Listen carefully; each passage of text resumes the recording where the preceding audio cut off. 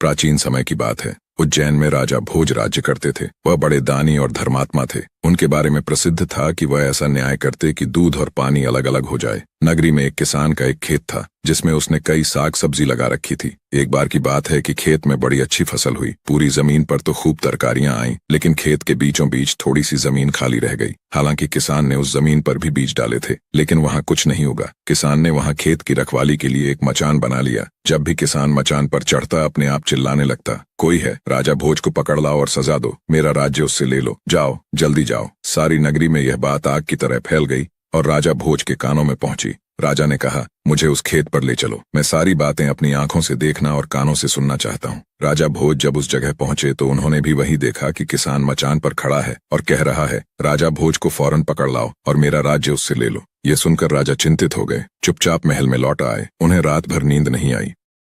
आखिर कैसे राजा भोज ने विक्रमादित्य के सिंहासन को बाहर निकाला।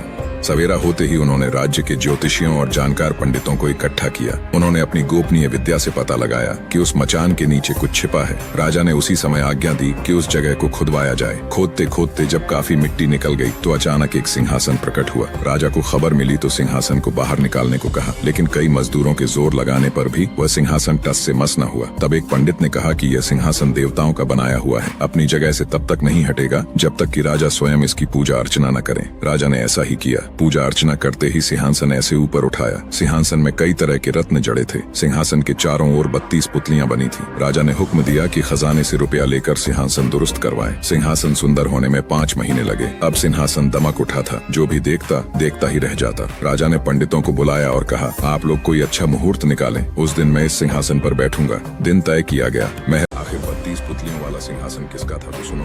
पूजा के बाद जैसे ही राजा ने अपना दाहिना पैर बढ़ाकर सिंहासन पर रखना चाहा कि सारी पुतलियां खिलखिलाकर हंस पड़ी। लोगों को बड़ा अचंभा हुआ कि यह बेजान पुतलियां कैसे हंस पड़ी। राजा ने पूछा, ओ सुंदर पुतलियों, सच सच बताओ कि तुम क्यों हंसी। पहली पुतली का नाम था रत्नमंजरी। राजा की बात सुनकर वह बोली, राजन, आप बड़े तेजस्वी हैं, धनी हैं, बलवान हैं, लेकिन इन सब बातों का आपको घमंड भी है। जिस राजा का यह सिंहासन है वह दानी, वीर और धनी होते हुए भी विनम्र थे, परम दयालु थे। राजा बड़े नाराज हुए। पुतली ने समझाया, महाराज, ये सिंहासन परम प्रतापी और ज्ञानी राजा विक्रमादित्य का है। राजा बोले, मैं कैसे मानूं कि राजा विक्रमादित्य मुझसे ज्यादा गुणी और पराक्रमी थे। पुतली ने कहा, ठीक है, मैं तुम्हें राजा विक्रमादित्य की एक कहानी सुनाता